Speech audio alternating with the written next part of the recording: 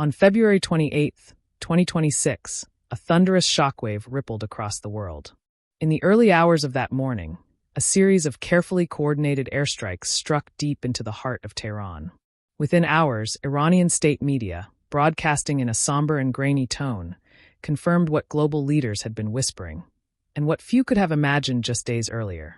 Ayatollah Ali Khamenei, the supreme leader of the Islamic Republic of Iran, was dead, killed in a joint military offensive carried out by the United States and Israel. Iran's formerly supreme leader, Ayatollah Khamenei, is dead. This wretched and vile man had the blood of hundreds and even thousands of Americans on his hands and was responsible for the slaughter of countless thousands of innocent people all across many countries. An operation that upended decades of geopolitical balance and ignited cries of grief, rage, and uncertainty across the Middle East. For nearly 4 decades, he had stood as Iran's most powerful figure, a man whose life was as controversial as the regime he helped shape. But to understand the weight of this moment, we must first travel back to where his story began. Ali Khamenei was born on July 17, 1939, in the ancient, spiritual city of Mashhad in northeastern Iran. Raised in a devout Shi'ite family, religion was woven into every fiber of his early life. His father was a modest cleric, a man of humble means, but of profound religious commitment. From an early age, Khamenei was immersed in the study of theology, scripture, and the classical works of Islamic philosophy, disciplines that would shape his worldview for a lifetime. As a young man, he moved to Qom, the spiritual heart of Shi'ite scholarship, where he dove deeper into religious studies. But the Iran he knew was changing. Under the rule of Shah Mohammad Reza Pahlavi, the country was modernizing rapidly, but not without cost. Western influence, political repression, and economic inequality stirred deep resentment among many Iranians, especially clerics and students like Khamenei, who saw a nation losing its identity. By the 1960s and 1970s, he had become part of a growing movement, not merely religious but revolutionary. He associated with figures who argued that clerics should not only guide souls, but steer the entire course of society. And at the center of this storm stood one man above all, Ayatollah Ali Khamenei, a defiant critic of the Shah and an exiled Shia cleric, whose bold ideas would soon change Iran forever. Ayatollah Ali Khamenei led the 1979 Islamic Revolution against the authoritarian rule of Shah Mohammad Reza Pahlavi. The 1979 Islamic Revolution erupted like a force of nature. The Shah fled, the monarchy collapsed, and Iran was reborn as an Islamic republic under the vision of Ayatollah Khamenei. Khamenei, once a young theologian, was now a key lieutenant in the revolutionary leadership. He helped construct the institutions of the new state, from religious councils to security networks, all grounded in the notion that Islam should shape not just worship, but law and politics itself.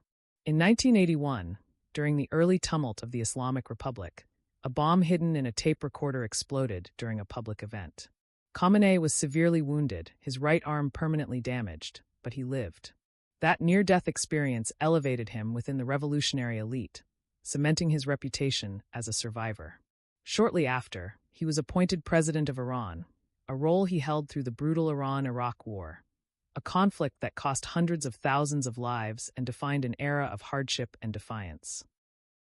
Then, in 1989, on June 3, Ayatollah Khomeini, who was born May 17, 1900, died. The nation mourned its founder. But in the corridors of power, a question loomed. Who would lead Iran next?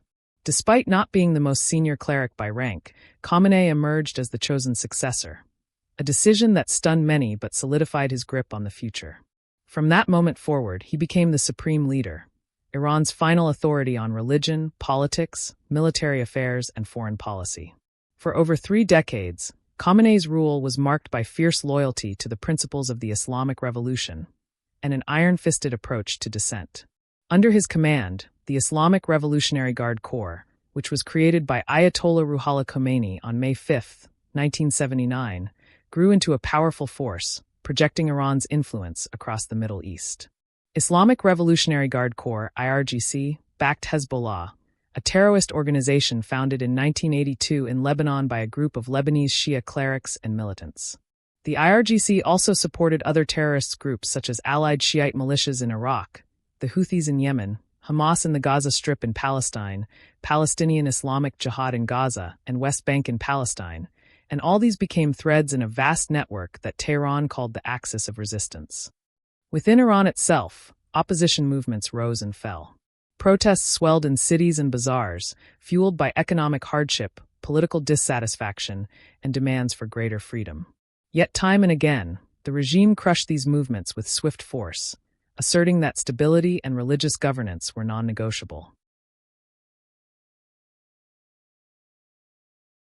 And then came the conflict that finally brought an end to his era. By early 2026, tensions between Iran and the West had reached a boiling point. Long-standing disputes over Iran's nuclear ambitions, regional interventions, and support for proxy forces ignited into open confrontation. In the early hours of February 28, targeted airstrikes, described by leaders in Washington and Jerusalem as necessary to decapitate Iran's command structure, struck Tehran's core.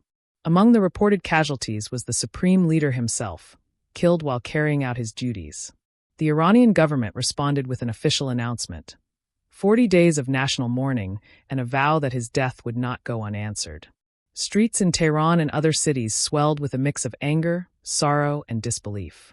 Leaders across the region proclaimed that the reverberations of this moment would echo for years, perhaps decades. Ali Khamenei's life was one of paradox, devout yet political, steadfast yet controversial, revered and reviled in equal measure. For some, he was the guardian of Iran's sovereignty and identity. For others, he was the architect of repression and regional strife. Now, with his death confirmed, the future of Iran, and perhaps the wider Middle East, stands at a crossroads, uncertain and fraught with possibility. This was the story of a man who once declared he would not be forgotten. That dream or nightmare now passes into history.